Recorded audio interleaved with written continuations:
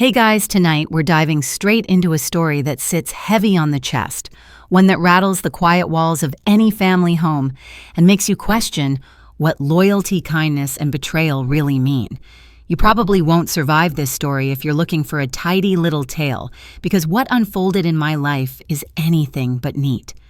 So before you get comfortable, take a moment to watch the video and subscribe, but only if you really like what I'm doing here. That way I know who's really here for these long, tangled nights. Now turn off the lights, maybe turn on the fan for some soothing noise, and let's comfortably embark on tonight's journey. I remember standing there at the church, the kind of place where everything echoes, the coughs, the footsteps, the polite whispers that sound polite but never feel genuine. My husband's coffin sat at the front, dark and polished, and every time I glanced at it, the shine reminded me of years we spent scrubbing and polishing the farm tools together, working side by side. I thought grief would hit me in one sharp wave, but instead it dripped slowly like a leaking faucet you can't quite fix. People kept touching my arm, saying the usual lines. He was a good man. He'll be missed. Stay strong. Honestly, I wanted to scream, "Stay strong." My whole spine felt hollow. But then, out of all that noise, my granddaughter slipped her tiny hand into mine. She didn't say anything, just pressed a folded piece of paper into my palm. It was small, almost crumpled from being hidden in her sleeve. Her eyes, wide and cautious, told me this wasn't some drawing or childish note.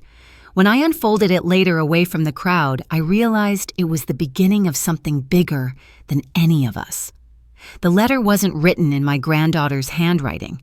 It was older, more deliberate, and at first I thought it might have been something my husband left behind, but the way my granddaughter looked at me when she gave it that quiet urgency, like passing along contraband in a spy film, made me pause. The words inside were few, but they shook me. Trust only the innocent. The rest have already betrayed you. Now people debate whether moments like these are coincidences or fate. Some say a funeral is just a stage for raw emotions, that everything feels heavier than it really is. But I knew this wasn't random. My granddaughter's kindness, her instinct to hand me that note when I was at my weakest, was a thread pulling me toward a truth buried for years. At the funeral luncheon afterward, I sat quietly at a round table with too many dishes and too many forced smiles. The mashed potatoes tasted bland. The roast beef was chewy, and every bite reminded me of my daughter-in-law's constant complaints about my old-fashioned cooking. She strutted around the room as if she were the grieving widow, her black dress tight and sharp hugging her, as though she were the center of the event. Meanwhile, I was the real widow, yet people gave her more attention. I laughed under my breath, not out of humor, but out of that absurdity you feel when the world flips upside down. Here's the first fact about family dynamics I'll share with you tonight. In most families, grief doesn't soften people. It magnifies their roles. The controlling ones tighten their grip. The quiet ones fade further. And the innocent, like children, sometimes see more than adults dare to. It's not grief that divides us. It's how we handle the shadows it casts. When my granddaughter climbed onto my lap after the meal, she whispered, "Grandma, don't tell Mommy I gave it to you. That sealed it for me." Whatever this was, she had been caught in the middle of secrets too heavy for her little shoulders. I held her close, smelling her hair that still carried the faint sweetness of strawberry shampoo, and I promised myself I wouldn't let her kindness go unnoticed. Later that evening, when the house was quiet again, I sat at my old writing desk with the letter laid flat before me. The edges were frayed like it had been hidden for years. I thought about the way my husband used to lock drawers and tuck away papers in places even I didn't bother to check. He was a man of routine, but he was also a man of secrets.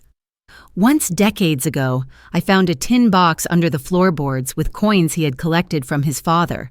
He laughed when I showed it to him, saying it was just for emergencies, though the emergency never came. People still debate whether a secret stash is protection or betrayal. Does it mean love or distrust? The more I looked at the handwriting, the more I realized it wasn't my husband's. His letters always leaned to the right, while these leaned left, sharp and steady.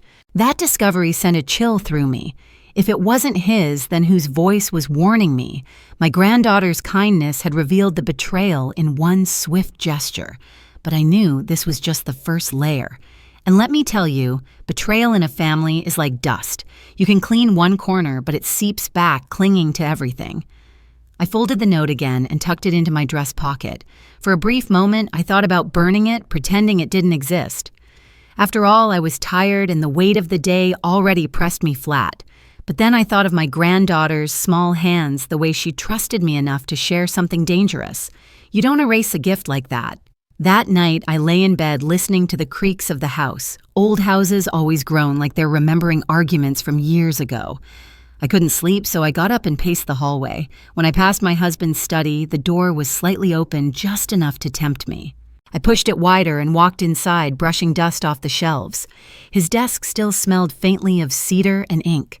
That's when I remembered years ago he had a drawer that only locked with a small brass key. I had forgotten about it until that moment, and I swear it felt as if the house itself nudged me toward it, whispering that the letter was just the beginning and the real betrayal was still hidden in wood and metal. As I stood there, heart thumping, I realized this wasn't just about grief. It was about survival, about deciding whether I would crumble under the weight of cruelty or uncover what my granddaughter's kindness had put into motion. And so, under the weak light of a table lamp, I made a silent vow tomorrow I would find that drawer. The next morning, sunlight slipped weakly through the curtains, barely warming the room.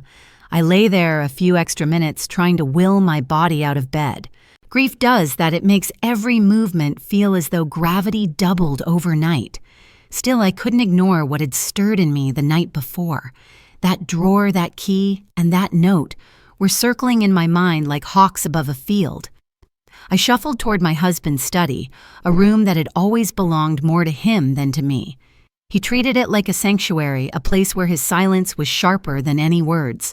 The oak desk sat heavy in the center, its drawers lined up like soldiers. I ran my fingers over the handles, remembering how he'd once snapped at me for touching his papers. I never did again, at least not while he was alive.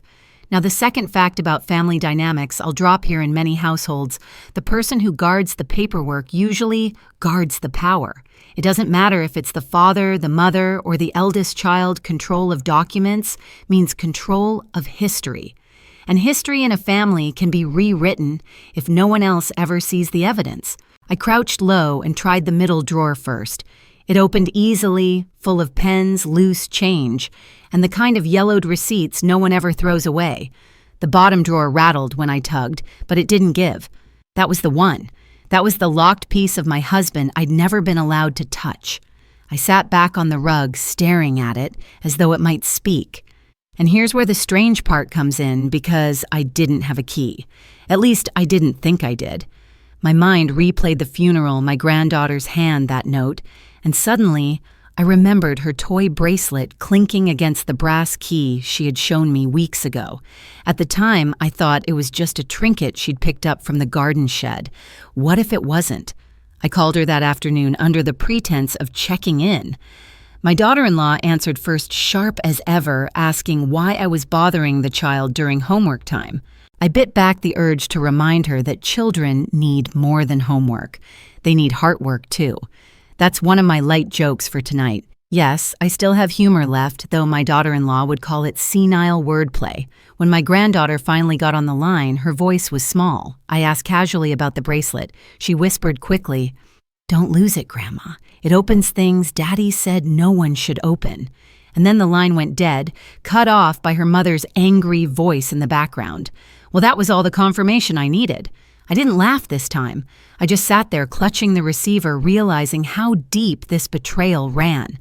It wasn't only my husband's secrets, it was my son's compliance, my daughter-in-law's watchful cruelty, and my granddaughter's dangerous loyalty to me. People still debate whether children should be involved in adult conflicts. Some argue they should be shielded. Others claim they naturally pick sides no matter what you do. My granddaughter had already chosen, and in choosing me, she carried risks she couldn't even comprehend. That thought alone gave me courage. The next day, she slipped the key into my palm when her parents weren't looking. It was heavier than I expected, smooth from years of use. Brass always carries a kind of warmth even when it's been hidden. I tucked it into my cardigan pocket and pretended nothing had happened. That night, when the house was mine again, I locked the doors, pulled the curtains, and returned to the study. My hands trembled as I slid the key into the bottom drawer. It fit perfectly, like destiny had been waiting for this exact moment. The lock clicked open with a sound so loud it felt like it echoed through the entire house. Inside was not what I expected. No weapons, no dramatic photographs, no secret letters of forbidden love. Instead, it was paperwork, stacks of old deeds, titles, bank statements, even land transfer documents. My heart thumped as I pulled them out one by one until I realized what I was holding. My husband had shifted property ownership, quietly, piece by piece, to my son. Not to both children, not to me, just to him. And the documents had signatures that looked shaky, as though added in haste, maybe even forged. That's where the fringe fact of the night comes in. Did you know that in many states, an elderly person's signature can be contested if there's evidence of diminished capacity at the time? Handwriting analysis is sometimes brought into court to decide whether they truly signed with full understanding. It's eerie, isn't it? A person's entire legacy hanging on the slant of a pen. I stared at those papers, feeling the betrayal seep into my bones. It wasn't just about money. It was about trust, about being erased quietly, as though I were no longer relevant in my own family's story. My granddaughter had unknowingly revealed that betrayal with one act of kindness at the funeral, but now the evidence lay heavy in my hands. I stuffed the documents back into the drawer, locked it again, and clutched the key tightly. My granddaughter's trust meant I had to play this carefully. If I stormed into the kitchen waving papers, they'd deny everything, maybe even accuse me of losing my mind. Age is always the easiest scapegoat in family conflicts.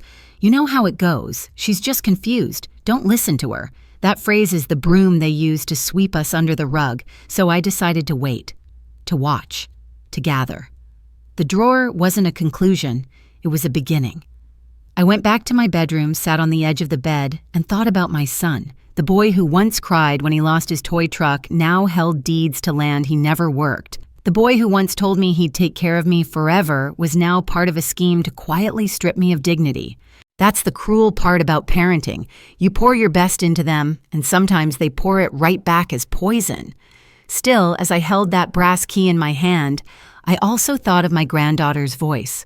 Her whisper of loyalty, that little act of rebellion from her gave me more strength than all the condolences at the funeral combined. I smiled just a little, realizing that my fight wasn't over. Not yet. And somewhere in the silence of the house, I swear I heard the floorboards creak, like a warning, or maybe a reminder that the worst betrayals are the ones that start quietly behind locked drawers. The following morning, I moved about the kitchen, slowly pouring coffee as though nothing in my world had shifted. But inside me, something had cracked open. Once you see betrayal clearly, you can't unsee it. It becomes a filter on everything from the way your children greet you to the tone they take when they explain what's best for you. My son walked in that morning, yawning, acting as if he carried the grief of the entire family on his back. He glanced at me, offered a hollow, morning mom, and poured himself orange juice. I wanted to slam the drawer papers down in front of him, demand an explanation, force him to say whether he had pressed his father into those transfers, or worse, forged them entirely. But I didn't. Instead, I asked about something mundane, how work was going, whether he had enough gas money for the week. He muttered quick replies, barely looking at me. It's strange, isn't it? Sometimes silence tells you more about guilt than words ever could. Now here's a fact about family dynamics. Research shows that when parents age adult children often shift into subtle roles of control without even realizing it. They think they're helping, but in reality, they begin erasing the autonomy of the parent. It starts with small things, taking over the bills, deciding when you should see a doctor, and sometimes it ends with property deeds and inheritance secrets. After he left, I called my friend Denise. She's been my neighbor for 30 years, the kind of woman who waters your plants when you're away, but also keeps an ear to the ground on everyone else's business. I didn't tell her everything, just hinted that I'd found some unsettling paperwork. Her response was sharp, "Don't confront them yet. Collect. Always collect before you accuse." That's when she told me about a distant cousin of hers who discovered after her mother died that the older brother had transferred the entire family farm to his name, while everyone else thought it was in shared trust. The courts tied them up for years. It reminded me of something odd I once read about in some rural traditions, especially in parts of Eastern Europe. Families believed that keeping property entirely in the son's name ensured the line stayed strong, even if it meant cutting daughters and widows out completely. People still debate whether that was about survival or sheer patriarchy. Either way, echoes of that logic still linger in modern inheritance fights even here. The day went on heavy and quiet until my granddaughter appeared at the back door after school. Her cheeks were flushed from running her backpack bouncing on her shoulders. She whispered urgently, "Grandma, did you find it?" I crouched down to her level, pressing my finger to my lips. "Yes," I said softly, "but we have to be careful." Her eyes widened, and for a second she looked too old for her age, carrying a secret that didn't belong on such small shoulders. To break the tension, I told her a silly joke. If secrets were cookies, our family would be a bakery. She giggled, and the sound warmed me more than the coffee ever had. Laughter in moments of betrayal is like finding a candle in the dark. You know it won't last forever, but while it flickers, you can see a little better. That evening, my daughter-in-law stopped by the kitchen as I chopped carrots. She leaned on the counter, her eyes sharp as knives. "You've been awfully quiet lately," she said, almost accusingly. I shrugged, keeping my gaze on the cutting board. "Grief does that," I answered. Though what I wanted to say was, suspicion does that. She went on about meal plans, homework schedules, and how we should think about selling some of the unused land for easier upkeep. I nodded politely, but inside my stomach clenched. Now I knew exactly why she wanted that land sold. She thought she already owned it, or soon would. After she left the room, I stared at the carrots on the board and thought about another fact. Most people don't consider land carries memory. Families who sell their land rarely get it back, and with it goes the soil where generations worked, laughed, argued, and buried their pets under apple trees. People debate whether holding on to land is stubbornness or wisdom, but I know for me it's both. That land holds the story of my life. Later, I pulled the documents from the drawer again this time, spreading them across my bed. One signature after another, each more suspicious than the last. Some were dated in years when my husband was already too weak to hold a pen steady. Others bore notaries I had never met, though they lived in our town. My pulse quickened as I imagined the web of deceit stretching wider than just my son and his wife. But I didn't panic. I told myself I would become a quiet detective in my own house. My granddaughter's bravery deserved nothing less. So I bought a small notebook from the corner store, told the cashier it was for recipes, and began jotting down every inconsistency, every whisper, every suspicious glance. The notebook became my shield. One night as I was writing in it, I paused and remembered my husband's laugh, that warm rumble that used to fill the kitchen. Could he have truly been part of this betrayal, or had he been pressured, manipulated, tricked in his final years? That's the part that hurt the most, not knowing whether I'd been betrayed by my partner or by the children we raised together. I closed the notebook, rested my hands on it, and whispered into the dark, "If you're out there still listening, give me a sign." And right then the wind pushed against the window frame so hard it rattled as if the house itself was reminding me, "Keep digging." That night I didn't sleep much. Every creak of the house sounded like footsteps. Every brush of wind through the shutters felt like someone whispering outside my window. When you discover betrayal within your own bloodline, it's not just a legal problem, it's an emotional haunting. And when the betrayers are living under the same roof, it's like sharing a bed with snakes. The next morning, I decided to move carefully. I tucked my little notebook into the lining of my cardigan and carried on like nothing was unusual.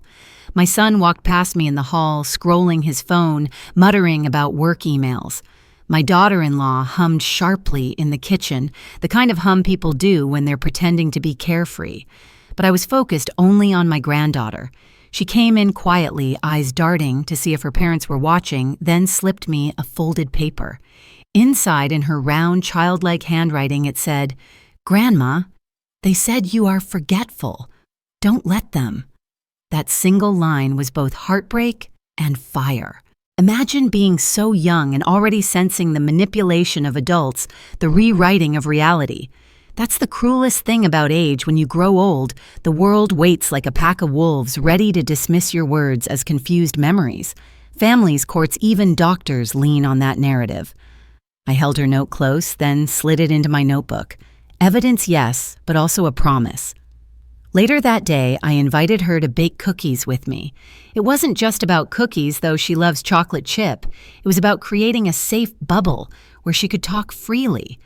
As we mixed flour and sugar, she whispered, "Daddy said the papers are safe. Mommy said they'll make everything easier. But I don't think easier means fair." Out of the mouths of babes, right? Children see the truth in ways adults bury. Here's a family dynamics fact. Psychologists say children often act as emotional mirrors in families. They pick up on hidden tensions even when words are never spoken. That's why secrets are rarely as secret as we think. The air in a house shifts, and children breathe it in. We laughed a little when she accidentally dumped too many chocolate chips into the bowl. I teased, "Well, if betrayal tastes like chocolate, at least we'll enjoy it." She laughed so hard milk spilled on the counter, and I couldn't help but join in. That was my second joke of the evening, though honestly, I wished betrayal did taste like chocolate. It might hurt less, going down. Once the cookies were baking, I turned the conversation towards something practical. "Do you remember when Grandpa was sick? Did you ever see him sign papers?" She frowned, thinking carefully. "Sometimes Daddy held his hand to help him write. I thought it was because Grandpa was tired." My stomach tightened. Assisted signatures. Another thread in this ugly web. And here's where the odd fact comes in. Did you know that in some inheritance disputes, courts throw out signatures if they find evidence of guidance, meaning someone literally held the pen with the signer? It's called undue influence, and it's one of the hardest things to prove. People still debate whether guiding a shaky hand is kindness or manipulation. But I knew what it looked like in our case. That evening, after the cookies were shared and bedtime battles were waged upstairs, I slipped into the study again. This time, I wore gloves. Not for fingerprints, they'd laugh at that, but because something in me wanted to treat those papers like sacred evidence. Each document told a story my family didn't want told, and I wasn't about to smudge it with my bare skin.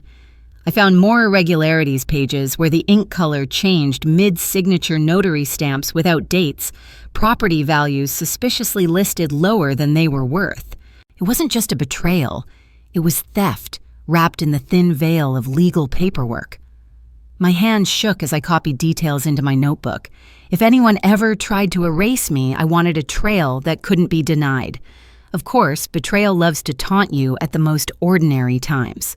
The next morning, my daughter-in-law asked casually, "Have you thought about moving into a smaller place? Maybe a senior community? Less work for you, more comfort?" She smiled sweetly, but her eyes glittered with calculation.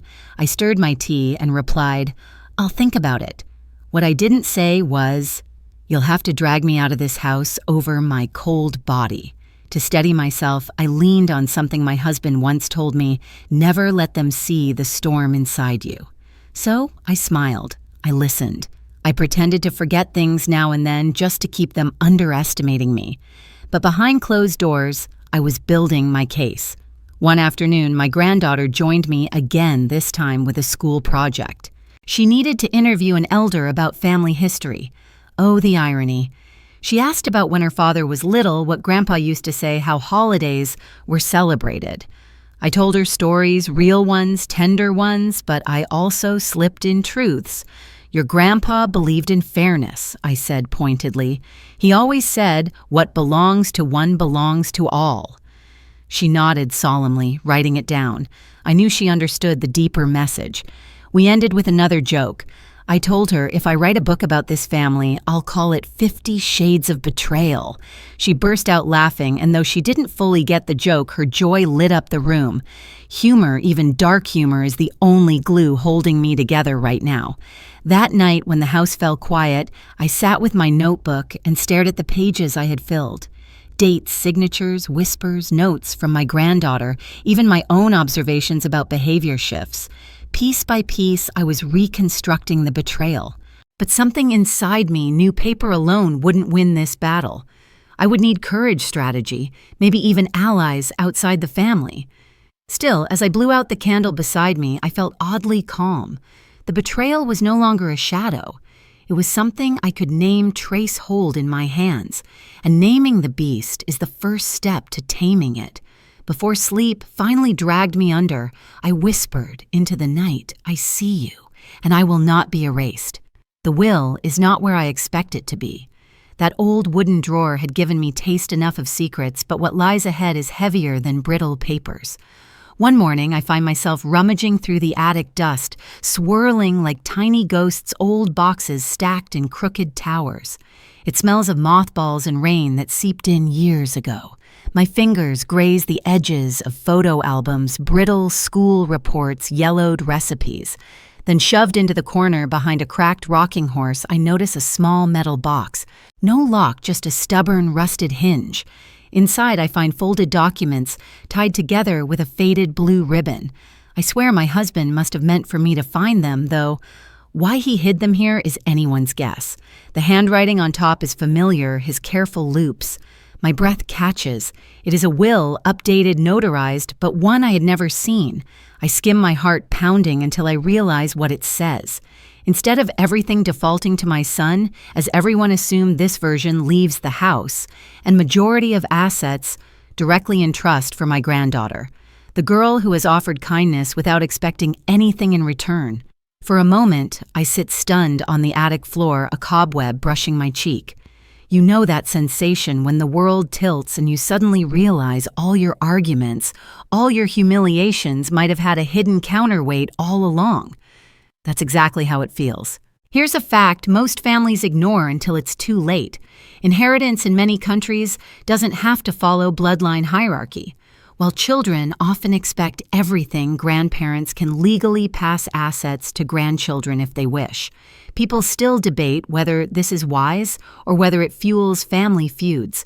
Well, in my case, I can already imagine the eruption when this is revealed. My daughter-in-law, especially, her smirk could probably power a whole city if greed were electricity. I tuck the will back into its ribbon, slipping it under my sweater. A strange strength settles in my chest like I've been given a weapon in a battlefield where I thought I was defenseless. Downstairs, the house is noisy. The clattering pans my daughter-in-law's voice carrying through walls as she orders my son around. I pause at the top of the stairs, clutching the paper against my ribs. There's power in silence, I realize, and I don't have to show my cards yet. That evening, my granddaughter pads into the room with her usual quiet presence. She's holding a cup of tea for me, 2 sugars, just how I like it. I wonder if she senses something has shifted. Children often notice tension before adults admit it's there. I smile, brushing her hair from her forehead. The thought blooms, this girl is my anchor, my reason to stand firm. Without saying a word, I slip a folded sheet of the will into an envelope and tuck it between her favorite storybook pages, just in case. But secrets have a way of scratching through the surface. 2 days later, while setting the table, my daughter-in-law notices my locked desk drawer is empty. Her eyes narrow. "What are you hiding?" she demands, though her tone is disguised as casual. My son looks up briefly, then back down at his phone, pretending not to hear. It's a modern truth. Silence can be more violent than words, especially when your own child won't defend you. Later that night, I hear hushed voices outside my door, her sharp, his muted. They're discussing money investments, debts I never knew about. My name floats in and out of their whispers like a pawn on a chessboard. People still debate whether debt is a private burden or a family curse. I can tell you right now, when you're the elder with something to leave behind, it quickly becomes everyone's business. The days stretch into weeks, but my granddaughter's kindness never wavers. She sneaks me cookies when I'm excluded from family dinners. She helps with chores that no one asks her to do. She listens with her head tilted just so, like my words matter. And every time I feel the weight of the will burning in my pocket like a secret flame. I also remember something odd I once read about inheritance customs in Japan, how families sometimes adopt adult sons into their line to secure heirs for their businesses, even if they weren't blood-related. Imagine that strangers becoming kin just for legacy's sake. It makes you wonder how much of family is chosen and how much is imposed. People still debate whether loyalty matters more than blood. I can't help thinking my husband already knew the answer. The night it finally comes to a head, it isn't because I reveal anything. It's because greed pushes them to force my hand. My daughter-in-law corners me in the kitchen. Her perfume is sharp, her smile tighter than a wire. She insists I sign some papers transferring parts of the estate into my son's name for safekeeping. Safekeeping. The word tastes like ashes. My hands tremble, but I steady them. I think of my granddaughter's small fingers clutching that envelope hidden in her storybook. Instead of arguing, I laugh softly, maybe the first real laugh in months. I tell her you might not be the cleverest one in this house after all. And her face twists because she hears something in my tone that she cannot control. That night, I sleep better than I have in years. There's a peculiar quiet that comes after you've discovered a truth powerful enough to shake walls. It's like when a storm has blown through and the air feels heavy but clear. I wake up with a strange calm, sipping my morning tea while the rest of the house rattles with noise. My son rushes out the door, muttering about work. My daughter-in-law storms after him, barking about bills. My granddaughter lingers at the table, legs swinging under her chair, smiling at me like she already knows we're keeping a secret together. It's remarkable, really, how silence can become a rebellion. I don't need to confront them yet. Every time my daughter-in-law tries to bait me with her smirks and barbed words, I simply smile back. The will tucked away upstairs has transformed my patience into armor. My granddaughter notices. She leans against me in those quiet moments, whispering that she likes it when I smile. That's enough to keep me steady. Here's something families don't often admit: loyalty within bloodlines isn't guaranteed. Just because someone shares your last name doesn't mean they share your heart. Sociologists often mention how chosen families can be stronger than biological ones. People still debate whether the family we're born into matters more than the family we build. In my case, my granddaughter is the proof that kindness, not blood, is what binds. One afternoon, as I fold laundry in my room, I hear my son and daughter-in-law downstairs arguing over money. It's not a normal spat, it's desperate. Words like mortgage loan sharks and credit cards maxed out float upward. My heart stutters. Suddenly, everything makes sense. Their obsession with controlling me, their sudden interest in estate documents. They're drowning financially, and I am their lifeboat. But what they don't realize is that my husband saw this coming years ago, and he placed the oars firmly in our granddaughter's hands. Later that evening, my granddaughter comes to sit by my bed, holding her favorite storybook, the one where I tucked the envelope.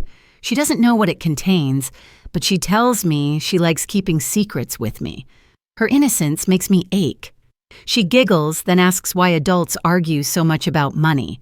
I don't have the heart to answer directly, so I just tell her, sometimes people forget that kindness is worth more than coins. And she nods satisfied, as though that's all the truth she'll ever need. But silence can't last forever. My daughter-in-law grows more suspicious every day. She rifled through my drawers last week, claiming she was tidying. She has started hovering when I write letters, as if words themselves are contraband. There's a tension in her jaw now, a desperation that makes her sharper. Even my son, normally too passive to engage, has begun pressing me, asking casually about the old paperwork Dad left behind. You know that feeling when someone tries to corner you, but you realize you hold the real trump card? That's where I am now. Every time they push, I picture the will, the ribbon, my granddaughter's steady little eyes, and I refuse to break. Odd fact, in some rural European villages, it was tradition to bury copies of wills with the deceased, believing their spirit would guard the legacy. People still debate whether this was superstition or clever protection against fraud. My husband didn't bury his will, but hiding it in the attic felt like his way of letting a spirit guard us. One night, my granddaughter sneaks into my room past her bedtime. She sits cross-legged on the rug, clutching her stuffed rabbit, and whispers that she wants to grow up kind, not cruel. It's such a simple statement, yet it cuts deeper than any insult hurled by her mother. I lean down and tell her that kindness is the most rebellious choice she can make. She beams as though I've knighted her, and in that moment I realize my rebellion doesn't have to be loud either. My resistance is in the choices I make, small, deliberate, quiet. The next day, when my daughter-in-law hands me a stack of documents she wants me to sign, I don't argue. I don't explain. I simply hand them back and say, "Not today." She explodes, shouting about how I'm ungrateful, how I don't understand the financial strain. My son tries to calm her, but his silence tells me he secretly agrees with her rage. Still, I don't waver. I just sip my tea, and for the first time, I enjoy watching her lose control while I remain perfectly calm. Rebellion doesn't always look like fireworks. Sometimes it looks like sipping tea while someone screams at you. Sometimes it looks like a quiet granddaughter smiling because she knows you're both holding the same secret flame. The strength I feel now isn't just mine, it's ours. Mine and hers. And I realize my husband's will wasn't just about money. It was about giving me back my voice, my dignity, and handing the torch of kindness to the only one who truly deserves it. There's a strange kind of courage that seeps in when you know you've already crossed the invisible line, when you've chosen not to play by the rules everyone else keeps shoving down your throat. For me, that courage arrives one morning when I catch my reflection in the hallway mirror. I look tired, yes, but there's something new there too, a spark. The kind of spark you get when you realize you're no longer trapped. My granddaughter sees it too. She looks up at me, her face full of quiet mischief, and says, "You're smiling again." It makes me think about how traditions can act like invisible handcuffs. In many families, mine included, it's considered a sacred duty for children to obey parents and for elders to gracefully surrender control once they're too old to manage things. People still debate whether these customs are meant to preserve harmony or simply silence inconvenient voices. I used to believe in those traditions. I thought keeping the peace was more important than standing my ground. But now, with betrayal still fresh in my veins, I can see how these customs become tools of control, especially in the wrong hands. One fact I read years ago comes back to me. In some countries, inheritance follows strict patriarchal lines. Sons get everything, daughters, nothing. Yet families still tear themselves apart fighting over what's left. It makes you wonder if wealth can poison even those rigidly structured families. What chance do the rest of us have? My daughter-in-law is living proof that greed doesn't need permission. It only needs opportunity. Still, there's beauty in defiance. And my granddaughter, without even knowing it, is helping me rewrite my own traditions. Every time she sneaks into my room to read her storybook or insists on helping me cook, she reminds me that love flows best when it ignores the rigid lines families try to draw. One evening, I decide to break another unspoken rule. I start telling my granddaughter the real family stories. Not the sweetened ones, not the edited ones. The real ones, the fights, the betrayals, the debts paid in silence. I tell her about the time my son refused to sit at the table because the food wasn't good enough. I tell her about the cruel laugh her mother once let out in a hotel lobby when I tripped on the carpet. My granddaughter listens wide-eyed but unafraid, and when I pause, she places her hand on mine and whispers, "I'll remember it for you." That's when I realize that memory itself is a rebellion. My daughter-in-law would prefer the past to be forgotten, rewritten to suit her story. But every time I speak, every time my granddaughter listens, the truth cements itself into something that cannot be erased. Then comes Sunday lunch, a ritual I used to love, but now endure. The table groans under the weight of food, but it feels like an altar where sacrifices are demanded, not shared. My daughter-in-law prattles on about how modern families need to think differently, how old-fashioned customs about inheritance are a burden. She says it with a smile so sharp it could cut glass, clearly directed at me. My son sits there silent as always, his eyes darting to mine but never landing. I don't take the bait. Instead, I turn to my granddaughter and ask her about the story she's been reading. She lights up, describing a character who refuses to obey the village elder and instead runs into the forest to carve her own path.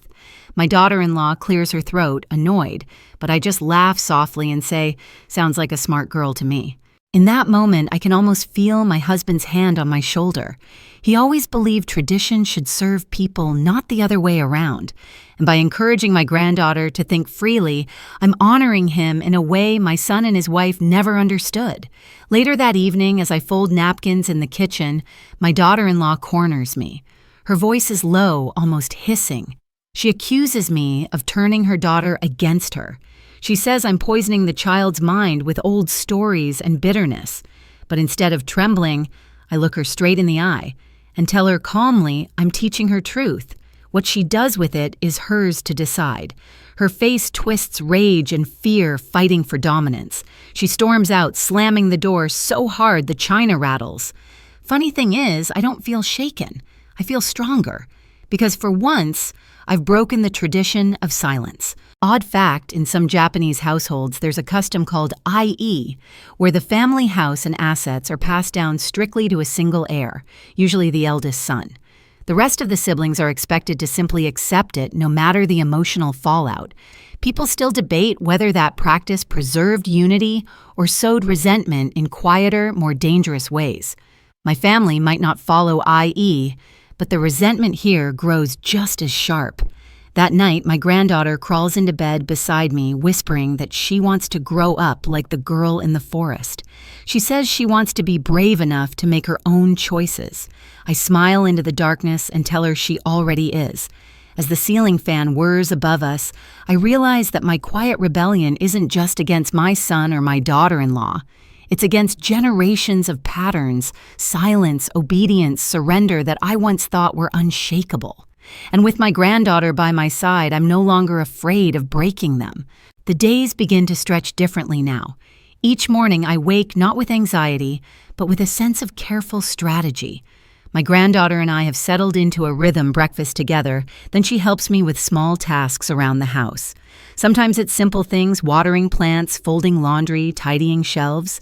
But each gesture becomes a subtle act of rebellion against the tension suffocating our home. People often underestimate how small actions can carry enormous weight in family dynamics. I've learned that over decades. One afternoon, I overhear my daughter-in-law speaking to a friend on the phone. Her words are sharp, full of resentment. She complains about that old woman hiding things and the child conspiring against us. My chest tightens, but instead of confronting her, I smile quietly to myself. They still don't realize how deep the strategy runs. While they fume my granddaughter, and I have already taken steps to protect what is rightfully ours. Here's an interesting fact. Studies show that children who observe elders standing up to unfair treatment often develop stronger self-esteem and resilience. It seems obvious, but in many families, the old fear of confrontation silences even the wisest. My granddaughter, witnessing my calm defiance, is learning that courage doesn't have to be loud. It can be quiet, deliberate, and persistent. People still debate whether teaching children to challenge family authority is disruptive or essential for emotional growth. I don't need to debate. I see the effect every day. I decide to introduce another subtle test. I place a few papers on the kitchen table deliberately within reach and observe. My daughter-in-law swoops in, sniffing out anything that might hint at money or influence. She bends over, examining the documents like a cat circling prey. My son hovers nearby, clearly uneasy but unwilling to intervene. My granddaughter, however, gently takes my hand and whispers, "Don't worry. I've got your back." Her words fill me with a quiet fire. Oddly enough, some families have used games and rituals to teach children about inheritance fairness centuries ago. One such practice involved hiding a token of value in plain sight and observing which family member acted with honesty versus greed. It's almost laughable to think of my granddaughter and me in this role centuries later, but in spirit, it's similar. Every day she chooses kindness over manipulation, and that is our hidden treasure. That night, I sit in the living room after everyone has gone to bed. The house is still except for the hum of the refrigerator and the occasional creak of floorboards. I pull out the metal box from the attic again, carefully rechecking the will and other documents. My fingers linger on each page, absorbing the weight of history, love, and foresight that my husband left behind. It isn't just about money, it's about legacy, truth, and protecting the next generation from the corrosive power of deceit. My granddaughter joins me quietly, wrapping a blanket around her shoulders. "Grandma," she whispers, "do you think they'll ever understand what's right?" I pause, considering. I could tell her the world is fair and everyone will eventually see reason, but that's a lie. Instead, I say, some people never do, but that doesn't mean we stop being fair ourselves. She nods satisfied and curls up beside me as if she's claiming her place as guardian of our shared truth.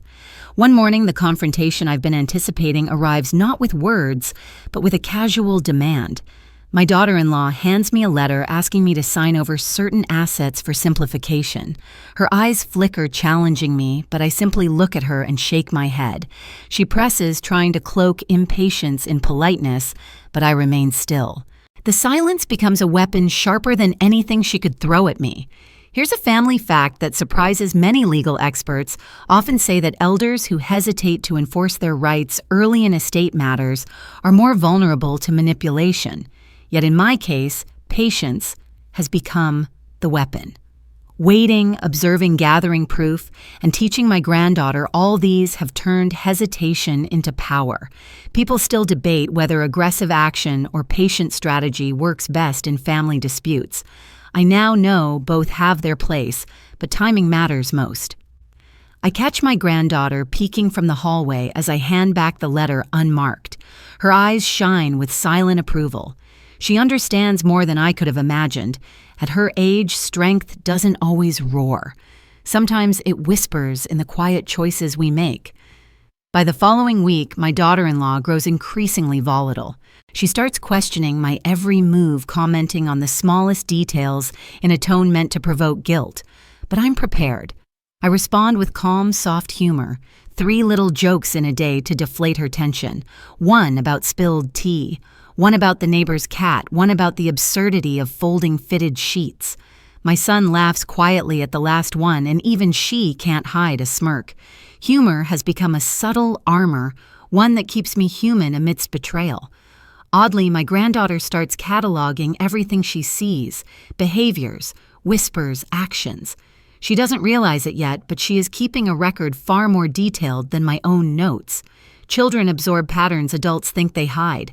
She will grow up knowing the full picture, a picture painted with both cruelty and courage, learning not to replicate the mistakes of her elders. The night falls and we sit together by the window. The sky is a deep indigo, stars scattered like pinpricks of silver. My granddaughter rests her head against my arm, and I feel a surge of gratitude. The betrayal may have shaken me, but it hasn't broken me.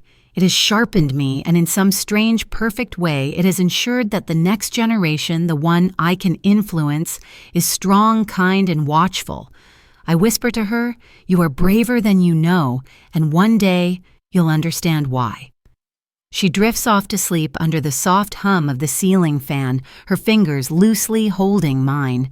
Outside, the world continues in chaos, but in this room, in this small bubble, truth and kindness reign quietly. Morning light spills through the curtains, soft and almost forgiving, but the house already feels tense. My daughter-in-law is awake early, bustling through the kitchen with her usual mix of efficiency and sharp energy. She's muttering about unpaid bills and overdue notices, unaware that her words skim harmlessly past me now. I've learned that being calm is a kind of invisibility cloak. She can rage, demand, cajole, but I remain untouched. My granddaughter sits beside me at the table, sipping her milk, quietly, seemingly oblivious to the undercurrent of tension. Or perhaps she's just wise enough to ignore it. I find myself reflecting on something odd I read about family dynamics in Mediterranean cultures, how grandparents were often the silent arbiters of morality, using subtle guidance rather than confrontation to shape younger generations. People still debate whether this form of quiet influence is manipulative or nurturing. In my house, the quiet influence is working in my favor, and my granddaughter unconsciously is both student and accomplice. The day drags on in a series of small, deliberate actions. I keep watch as my daughter-in-law fumbles through my letters trying to catch something she can claim. She doesn't know I've hidden certain pages elsewhere wrapped in tissue and tucked inside books she never touches. It feels almost playful, this secret keeping, like a game we're playing, only the two of us understand. My granddaughter, curious, sneaks glances at my motions and mimics the careful, patient gestures I make. One day she'll understand why I teach her patience as much as kindness. Family psychologists often note that teaching children about ethics through observation is far more effective than through direct instruction.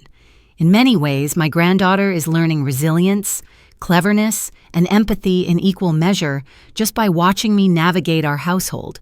She quietly comments on the absurdity of her mother's obsession with control, and we laugh softly, mindful of the walls that have ears. People still debate whether exposing children to family conflict is harmful, but here it seems like preparation rather than trauma. That evening, I take a long walk with her in the garden. The air is fragrant with jasmine, and the soil feels warm beneath our feet. I tell her stories about the old days, not hiding the disappointments or betrayals. She asks questions that are sharper than her years probing for truth rather than comfort. I answer honestly, weaving lessons about patience, observation, and courage into the narrative. There's a fringe practice I once read about in Northern Europe, where elders would let children witness disputes to teach them judgment and fairness. People still debate whether it's ethical or traumatic. I like to think we're somewhere in between learning, surviving, preparing. Back inside, the evening grows heavy with anticipation. My daughter-in-law has noticed a small change in me, an unwavering composure that her tactics cannot pierce. I can see it in the way she hesitates before speaking, as if weighing her words against a force she can't measure. My son, ever the quiet observer, finally nods at something I say, a subtle acknowledgement of truth he had been too timid to express before. Oddly, the television plays an old family documentary in the background scenes of grandparents guiding children through rituals of respect and inheritance. It's almost laughable how relevant it feels despite being decades old. My granddaughter watches fascinated and whispers that she wants to do the right thing when it's her turn. I smile, pressing my hand against hers. It's an unspoken promise she will inherit more than wealth. She will inherit lessons in courage, patience, and discernment. Later, the tension escalates. My daughter-in-law discovers that a small but significant piece of financial information is missing from the files she's been scrutinizing. Panic flashes in her eyes, quickly masked with a veneer of authority. My son, caught between loyalty and fear, looks to me seeking guidance. I offer none, simply sipping my tea, letting the silence do its work. There's power in calm in watching others flail while you remain centered. People still debate whether strategic patience is ethical or merely manipulative, but in our house, it's survival. Night falls and we gather in the living room. My granddaughter brings her storybook and sits at my feet, flipping through pages, narrating in her soft, melodic voice. My daughter-in-law hovers near the doorway, tension radiating from her like heat.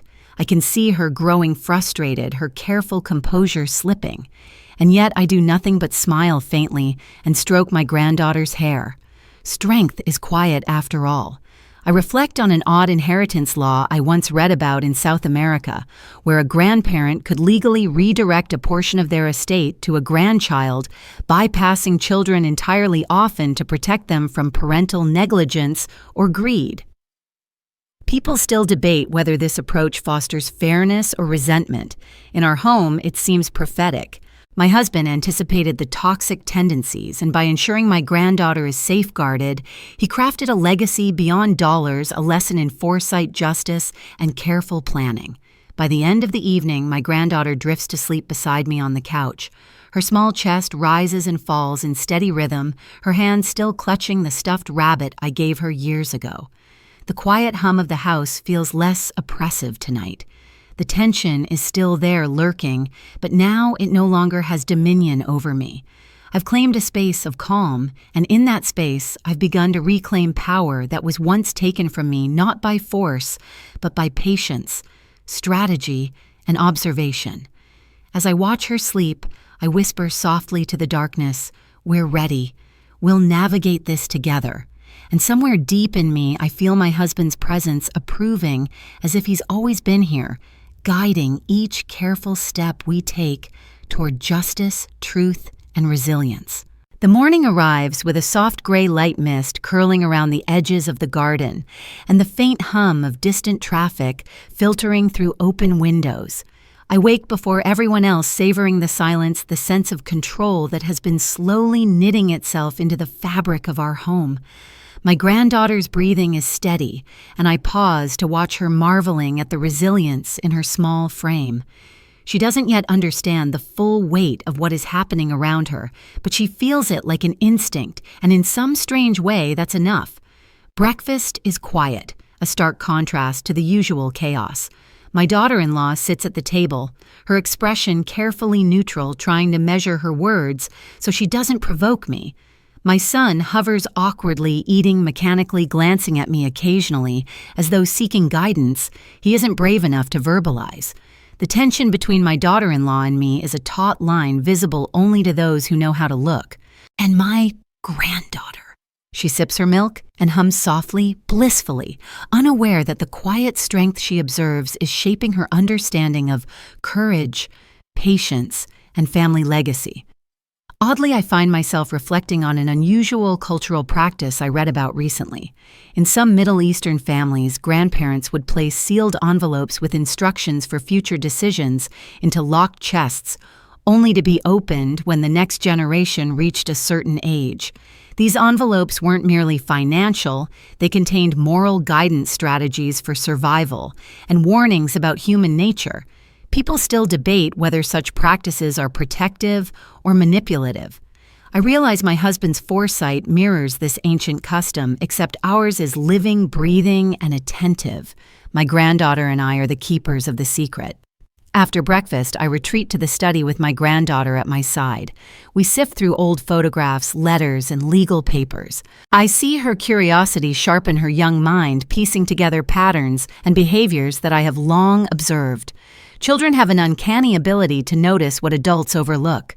She pauses over a photograph of my husband, a soft smile playing on her lips, and asks why he looks so serious. I tell her it's because he knew the weight of responsibility, the importance of protecting those we love, even when the world doesn't understand our methods. She nods, accepting it as if wisdom at any age is instinctual rather than learned. Later, the confrontation I had been anticipating finally arrives, but not with the blunt words I imagined. My daughter-in-law comes into the study, voice deceptively calm, asking to see the papers I had carefully tucked away. Her eyes flicker with impatience, and there's a rigid edge to her posture. My son follows behind, hesitant. I watch them, letting silence stretch long enough that it becomes its own language. I don't hand over the papers. Instead, I pour tea, letting the gentle hiss of boiling water fill the room and mark the rhythm of my patience. People still debate whether non-confrontational strategies in family disputes are manipulative or simply wise. In my case, I realize it's both. It's manipulative only if your aim is selfish gain, but my aim is preservation protection and teaching my granddaughter that power need not be loud to be real. Oddly enough, in anthropology studies, it's observed that nonverbal cues in conflict often carry more weight than spoken words. A look, a pause, a refusal to engage these can shape behaviors and outcomes far more effectively than a raised voice. I have learned this well over decades. By mid-afternoon, I notice subtle shifts. My daughter-in-law grows restless, glancing toward the bookshelf where I had hidden the critical documents. Her foot taps impatiently. My son, still torn between fear and morality, tries to intervene, suggesting compromises that neither of us truly need. My granddaughter, ever perceptive, leans closer and whispers, "Grandma, she doesn't know we're ready." I smile, the corners of my mouth curling in quiet triumph. The readiness isn't just for confrontation, it's for life, for resilience, for the way my granddaughter will navigate challenges long after I am gone. That evening after dinner, I take my granddaughter to the garden. The air is thick with the scent of roses, and the twilight paints everything in muted golds and purples. We talk about stories of the past, my husband's vision, the lessons of patience, the quiet acts of defiance that shape destiny. I can feel the weight of the house behind us, the lingering tension from the unresolved battles. And yet, standing in the garden, I see clarity. This space is ours. The truth is ours. And the legacy I am nurturing in my granddaughter is unassailable. One fact about families often overlooked is the importance of ritualized storytelling. Sharing memories, secrets, and lessons aloud with children embeds values in ways formal lessons cannot. My husband knew this. That's why the will was only one piece of the puzzle. The real inheritance was the knowledge, the strategies, and the ethical compass I now pass to my granddaughter. People still debate whether storytelling is more powerful than legal documents, but in our home both converge to create a shield. Oddly, I also think about the fringe inheritance laws in Scandinavian countries, where grandparents can legally bypass children entirely to grant assets directly to grandchildren. These laws were designed to prevent manipulation and protect innocence. My husband anticipated a similar scenario. Intuitively, my granddaughter is the true heir not only of wealth, but of wisdom and resilience. Night falls finally, and the house is quiet, except for the subtle creaks of settling floors. I sit by my granddaughter's bedside, her small body curled beneath the blankets. I tell her a story about a girl in a forest who refuses to obey unfair rules, who quietly observes weights and ultimately triumphs through courage and kindness.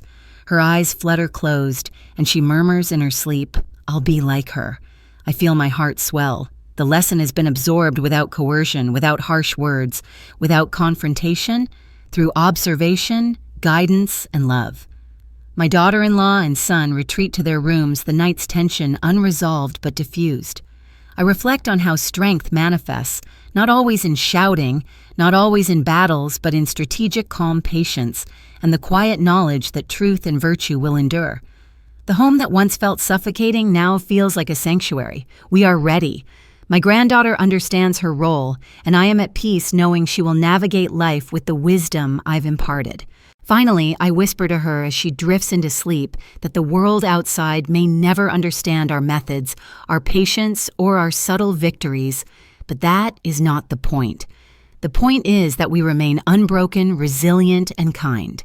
And as I watch the night deepen, I feel the lingering presence of my husband smiling, guiding, reassuring me that everything he worked for has come to fruition.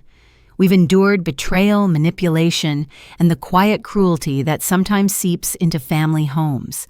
Yet through patience, observation, and the nurturing of courage and kindness in the next generation, we have reclaimed what was threatened: dignity, respect, and the quiet power of choice. My granddaughter will grow up not fearing deceit or greed, but understanding how to navigate them with grace and intelligence. That is the inheritance my husband envisioned and the legacy I am honored to deliver. The house is finally quiet. My granddaughter sleeps soundly, her small chest rising and falling with the rhythm of innocence and trust. I sit beside her hands, resting lightly on her shoulders, and let the hum of the ceiling fan and the soft night sounds soothe me. There's a gentle satisfaction in the silence, not the emptiness of defeat, but the stillness that comes after a storm where you've finally regained control.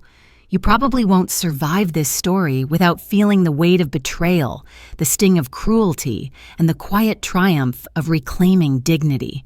I think back to all the moments that led here, the subtle manipulations, the silent humiliations, the relentless demands of my daughter-in-law, and the passive complicity of my son. Yet amid it all, my granddaughter was a beacon, a quiet force of empathy and understanding. She reminded me daily that strength does not always roar. It whispers, it observes, it chooses patience over panic. I see now that legacy is not simply money or property. Though those are part of it, it's the courage to stand for what is right, the wisdom to guide the next generation, and the resilience to endure betrayal without losing yourself.